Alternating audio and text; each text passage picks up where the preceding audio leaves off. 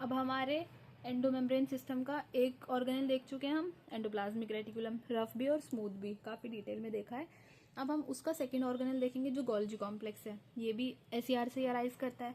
इसको नाम दिया था कैमिलो गोल्जी ने, उसने डिस्कवर किया था इसको। और भी प्लांट सेल में डिक्टियोजोम्स बोलते हैं, लिपोकॉन्ड्रिया भी बोलते हैं, या फिर डिक्टियोजोम। डिक्टियोजोम इंपॉर्टेंट है, प्लांट सेल्स में बोलते हैं। एसईआर से बनता है कॉमनली, जो हमने डायग्राम देखा था गर्ल कॉम्प्लेक्स में, एसईआर से अराइज हो रहा था Golgi complex. Found near nucleus and Golgi complex area. जो हमारा न्यूक्लियस है ना, ये हमारा बड़ा सा सेल है, ये हमारा न्यूक्लियस है। न्यूक्लियस के पास होता है हमारा रेटिकुलम, एंडोप्लाज्मिक रेटिकुलम होता है, जिसपे राइबोसोम लगे होंगे वो स्मूथ वाला पार्ट होगा, जिसपे सॉरी वो रफ होगा, और जिसपे राइबोसोम नहीं है वो स्मूथ एंडोप्लाज्मिक रेटिकुलम है। एंड न्यूक्लियस के ही पास ही गोल्जी कॉम्प्लेक्स हमारा प्रेजेंट होता है। गोल्जी कॉम्प्लेक्स भी ऐसा ही होता है, सिस्टरने से बना होता है। हर एक को थोड़ा सा बड़ा करके बना देती हूँ। ये अलग अलग जो पूरा ये सिस्टरने है हमारे, और पूरा का पूरा जो है वो गोल्जी है। इन्हीं के जैसा स्ट्रक्चर होता है एंडोप्लाज्मिक रेटिकुलम जैसा ही, बट साइज में इनसे थोड़ा छोटा, कम वास्ट होता है।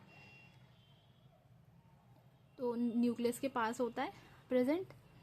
इसके एरिया को जोन ऑफ एक्सक्लूजन बोलते हैं। ये याद करना ज़रूरी नहीं है, बस लोकेशन पता होनी चाहिए। न्यूक्लियस के पास है। और किस किस से मिलके बना है, जैसे हमारे एंडोप्लाज्मिक रेटिकुलम में सिस्टरने थे, सिस्टरने यही होते हैं, इन्हीं से मिलके बना है ना, बहुत सारे सिस्टरने से मिलके आपस में इंटरकनेक्ट हो जाते हैं। ये ट्यूब्यूल्स होते हैं, वेजिकल्स हैं, और गोल्जियन वैक्यूल्स। एक एक्स्ट्रा चीज़ आ गई यहाँ पे, गोल्जियन वैक्यूल्स। बाकी ऊपर वाली तीनों चीज़ें तो एंडोप्लाज्मिक रेटिकुलम में भी थी। सिस्टरने क्या है, हमारे एंडोप्लाज्मिक रेटिकुलम जैसे ही होते हैं, लेकिन इंटरकनेक्टेड नहीं है। जैसे एंडोप्लाज्मिक रेटिकुलम में इंटरकनेक्टेड थे, वैसे नहीं है। ये एंडोप्लाज्मिक रेटिकुलम के सिस्टरने आपस में कैसे इंटरकनेक्टेड है, लेकिन हमारे गोल्जी के इंटरकनेक्टेड नहीं है। इसके दो फेसेस होते हैं, एक कॉन्वेक्स फेस होता है, कॉन्वेक्स सरफेस होता है, एक होता है कॉनकेव सरफेस। कॉनकेव तो पता है ना, केव मतलब गुफा। तो ये जैसे ऐसा सरफेस है, तो ये जो ऐसा वाला पार्ट है गुफा जैसा, दिस इज कॉनकेव, और उसके ऑपोजिट वाला होता है हमारा कॉन्वेक्स। तो जो इसका कॉनकेव, वो ये कॉनकेव होगा ना, गुफा जैसा पार्ट, कॉनकेव सरफेस को बोलते हैं ट्रांसफेस या मैच्योरिंग फेस। और ये जो ये है पीछे वाला, उसको क्या बोलेंगे, कॉन्वेक्स। कॉन्वेक्स के एंड में क्या आ रहा है, स, कॉन्वेक्स। तो वहीं से ही कंटिन्यू कर लो, कॉन्वेक्स, सिस फेस और फॉर्मिंग फेस।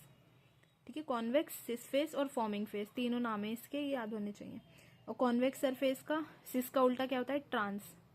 कॉनकेव का सिस का उल्टा ट्रांस या मैच्योरिंग फेस। तो ये हमारा कॉन्वेक्स है, सिस फेस भी बोलते हैं इसे, ट्रांस या फॉर्मिंग फेस।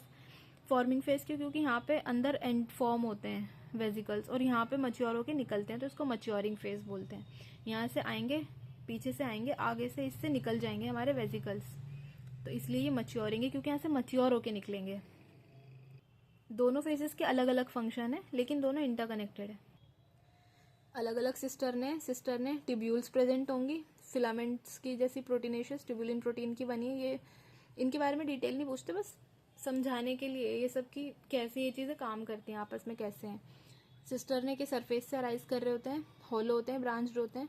सिस्टरने को वही held together, they held together cisternae, जैसे वहाँ पे हेल्प कर रहे थे आर में भी, एंडोप्लाज्मिक रेटिकुलम में भी है, they were helping to held the cisternae together, यहाँ पे भी यही काम कर रहे हैं। वेजिकल्स हमारे क्या है, both the ends of cisternae are swollen due to protein and lipid accumulation. ये मैंने सेम का साइन बनाया है जो हमने एंडोप्लाज्मिक रेटिकुलम में पढ़ा था, लिपिड और प्रोटीन एक्यूमुलेशन, उसकी वजह से, तो उसको हम वेजिकल्स बोलते हैं। एंड उसके स्वेल हो जाते हैं, एंड स्वेल होके निकलेंगे हमारे वेजिकल्स। ये एंड स्वेल होंगे, वेजिकल्स बनेंगे, फिर वो पिंच ऑफ हो जाएंगे बाद में। When become very swollen they get pinched off from cisternae. पहले तो स्वॉलन हो जाएंगे, जब बहुत ज़्यादा स्वेल होंगे तो फिर पिंच ऑफ होके अलग ही वेजिकल बन जाएंगे, सिस्टरने से अलग हो जाएंगे, और वो नए हमारे वेजिकल्स बन जाएंगे। और क्या होगा उसमें, जो ये प्रोडक्शन कर रहे थे जिस चीज़ की, प्रोटीन या फिर लिपिड्स।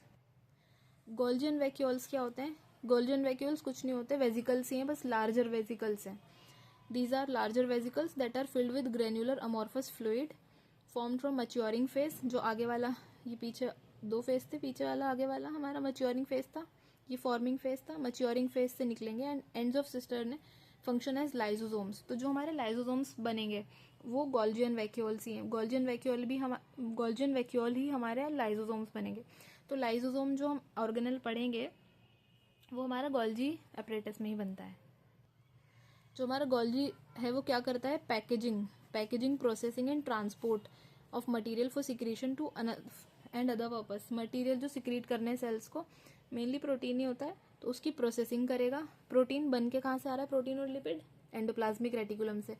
आर से बन के आ रहा है प्रोटीन, एस से बन के आ रहा है लिपिड। कहाँ पे जाएगा वहां से बन के, वो फैक्ट्री थी वहां पे बन गया, अब डेकोरेशन के लिए जाएगा हमारी गोल्जी के पास। प्रोसेसिंग, पैकेजिंग एंड ट्रांसपोर्ट के लिए गोल्जी के पास जाएगा। गोल्जी डिसाइड करेगा कि कहाँ कहाँ भेजना है। During packaging vesicles travel to GR. जो वेजिकल्स है हमारे एंडोप्लाज्मिक रेटिकुलम से आ रहे हैं वो जी कॉम्प्लेक्स में जाएंगे, गोल्जी कॉम्प्लेक्स में। ठीक है, वहां पे उसके सिस फेस से अटैच होंगे, ये मेरा गोल्जी है, ये मेरा SCR या फिर RER है। यहाँ से वेजिकल्स आ रहे हैं निकल के, इसके इस फेस से अटैच होंगे और यहाँ से निकल जाएंगे बाहर जाने के लिए। Attach to cis face and move to trans face, इस पे आएंगे। Subsequently Golgi vacuoles get pinched off from cisternae. फिर जब अंदर पैकेजिंग और ट्रांसपोर्ट जो भी इनका चल रहा होगा, ये स्वेल होता जाएगा, फिर पिंचिंग हो जाएगी और बाहर चले जाएंगे ये। Glycosylation of proteins and lipids mainly occurs here, ये भी इंपॉर्टेंट है, glycosylation of proteins and lipids. तो प्रोसेसिंग, पैकेजिंग करवाता है और लिपिड्स और प्रोटीन्स की ग्लाइकोसाइलेशन करवाता है हमारा। यहाँ पे मेनली तो यहीं पे होती है, सबसे ज़्यादा मेनली यहाँ पे होती है, थोड़ी बहुत ER में होती है, तो वहाँ पे NCERT में मेंशन नहीं है, तो नो नीड टू लर्न कि वहाँ पे होती है, बहुत कम होती है। मेन कहाँ पे, मेन काम किसका है, ग्लाइकोसाइलेशन हमारे गोल्जी कॉम्प्लेक्स का। फिर और भी कुछ फंक्शंस हैं which are not important for need point of view, बस देख लेते हैं। रूट टिप्स बनाने में हेल्प करता है, mainly participates in the formation of plasma membrane की, प्लाज्मा मेम्ब्रेन बनाने में हेल्प करता है, जो कि एंडोप्लाज्मिक रेटिकुलम भी कर रहा था। ह्यूमन का जो स्पर्म होता है, ये अभी याद कर लो, आगे जब रिप्रोडक्शन पढ़ेंगे तब भी आएगा ही। तो स्पर्म का जो पार्ट होता है एक्रोजोम वाला, वो हमारा गोल्जी कॉम्प्लेक्स का ही बना होता है। सिंथेसिस ऑफ सेल प्लेट, ये भी आएगा, ये भी पता होना चाहिए। सेल प्लेट, फ्रेगमोप्लास्ट, ये हमारे प्लांट्स के अंदर बनता है। प्लांट्स के अंदर पहले फ्रेगमोप्लास्ट बनेगा, फिर उससे बनेगी सेल प्लेट, जो कि सेल डिवीजन हो जाएगी, जिसकी वजह से तो वो गोल्जी कॉम्प्लेक्स बनाता है। प्लांट में उसको हम डिक्टियोजोम बोलते हैं, गोल्जी कॉम्प्लेक्स को। And formation and secretion of cell wall materials like cellulose, pectin, lignin. तो प्रोसेसिंग, पैकेजिंग, ट्रांसपोर्ट में हेल्प कर रहा है। ग्लाइकोसाइलेशन का पता होना चाहिए। ह्यूमन स्पर्म में एक्रोजोम होता है और फ्रेगमोप्लास्ट या सेल प्लेट होता है, प्लांट्स में गोल्जी कॉम्प्लेक्स का बना होता है। ये सब इसके बारे में हमें पता होना चाहिए। और सिस फेस, ट्रांसफेस के बारे में भी कौन सा क्या करता है वो इम्पॉर्टेंट है, उस पर भी MCQ आ जाता है कि जो हमारा कन्वेक्स फेस है, जो हमारा कन्वेक्स वाला फेस है, वहाँ से फ्यूज़ करेंगे तो उसको उसमें फॉर्म होंगे, अंदर जाके फ्यूज़ करेंगे, फॉर्मिंग फेस। आगे वाले से निकलेंगे ट्रांस फेस या फिर मच्योरिंग फेस। कॉन्वेक्स वाला जो कॉन्केव वाला है हमारा, वो क्या है, ट्रांस या मच्योरिंग फेस। कॉन्वेक्स, सिस और फॉर्मिंग फेस।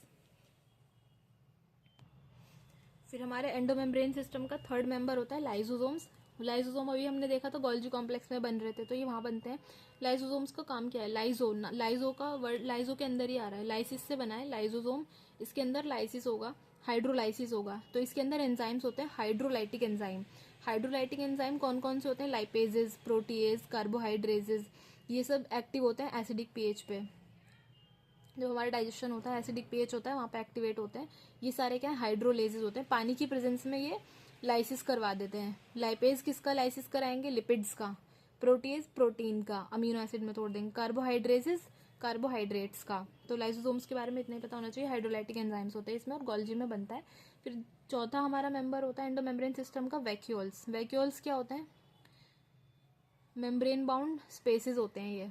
इसके अंदर कुछ भरा होता है, क्या भरा होता है, वाटर, सैप और एक्सक्रीटरी मटेरियल। जो भी सेल के लिए इंपॉर्टेंट नहीं है चीज़ें, बेकार चीज़ें, वो सब इसमें भर जाती हैं। इस वैक्यूल की मेम्ब्रेन को क्या बोलते हैं, इस पे भी MCQ आता है, उसको हम बोलते हैं सिंगल मेम्ब्रेन होती है इसकी, डबल नहीं होती। अभी हमने डबल मेम्ब्रेन वाली चीज़ें लिखी थी ना, इसकी सिंगल मेम्ब्रेन है, उसको हम बोलते हैं टोनोप्लास्ट। पता होना चाहिए। वैक्यूल की मेम्ब्रेन को क्या बोलते हैं? टोनोप्लास्ट बोलते हैं। जो प्लांट की हमने जब डिफरेंस पढ़े थे प्लांट एनिमल सेल के, तो हमने ये देखा था ना कि जो प्लांट सेल होती है उसमें जो हमारा न्यूक्लियस होता है वो साइड में होता है। क्यों? क्योंकि उसका वैक्यूल उसकी 90% ऑफ द वॉल्यूम ले लेता है। बहुत बड़ा वैक्यूल होता है, सेंटर में यही आ जाता है। फिर और ये जो होता है ना हमारा वैक्यूल, इसके अंदर चीज़ है अगेंस्ट द कंसंट्रेशन ग्रेडियंट, इसके अंदर जाते हैं आयंस वगैरह। इसके अंदर अगेंस्ट द कंसंट्रेशन क्यों जा रहे हैं? क्योंकि इससे हमें क्या पता चल रहा है कि इसके अंदर चीज़ें बहुत ज़्यादा ऑलरेडी प्रेजेंट है, तभी अगेंस्ट हुआ ना। इसमें ज़्यादा प्रेजेंट है और अंदर ही भर रहे हैं कूड़ा, सारा बेकार चीज़ें, सब बेकार आयन, सब कुछ बुरी बुरी चीज़ें इसमें भर रहे हैं। इसमें ज़्यादा प्रेजेंट है वो उनकी कंसंट्रेशन बाहर के कंपैरिजन में, साइटोप्लाज्म की कंपैरिजन में, तो इसलिए अगेंस्ट द कंसंट्रेशन इसमें ट्रांसपोर्ट होता है। फिर दो बातें बोली एनसीईआरटी ने। अमीबा के अंदर होता है कॉन्ट्रैक्टाइल वैक्यूल जो कि एक्सक्रीशन में हेल्प करता है, और प्रोटिस्ट्स के अंदर फूड वैक्यूल प्रेजेंट होता है। बस ये दोनों पे भी एमसीक्यू बन सकता है। तो एंडोमेम्ब्रेन सिस्टम खत्म हो गया। 4 चीज़ें एंडोमेम्ब्रेन सिस्टम में आती है। एंडोप्लाज्मिक रेटिकुलम 2 टाइप के होते हैं, रफ एंड स्मूथ। फिर हमारा गोल्जी कॉम्प्लेक्स आता है, फिर आता है हमारा लाइजोसोम्स और वैक्यूल्स। ये चारों एंडोमेम्ब्रेन सिस्टम का पार्ट है, क्योंकि आपस में इंटरकनेक्टेड है, इनका काम कनेक्टेड है। बाकी जो ऑर्गेनेल्स है वो एंडोमेम्ब्रेन सिस्टम में नहीं आते। तो एमसीक्यू ऐसे आता है कि एंडोमेम्ब्रेन सिस्टम में इनमें से कौन नहीं आता या कौन आता है, तो वो सारे ऑर्गेनेल्स डाल देंगे, कुछ भी एमसीक्यूज में ऑप्शन में डाल देंगे और सिलेक्ट करना होगा। इसके बाद हम वो वाले ऑर्गेनेल्स पढ़ेंगे जो एंडोमेम्ब्रेन सिस्टम में नहीं आते।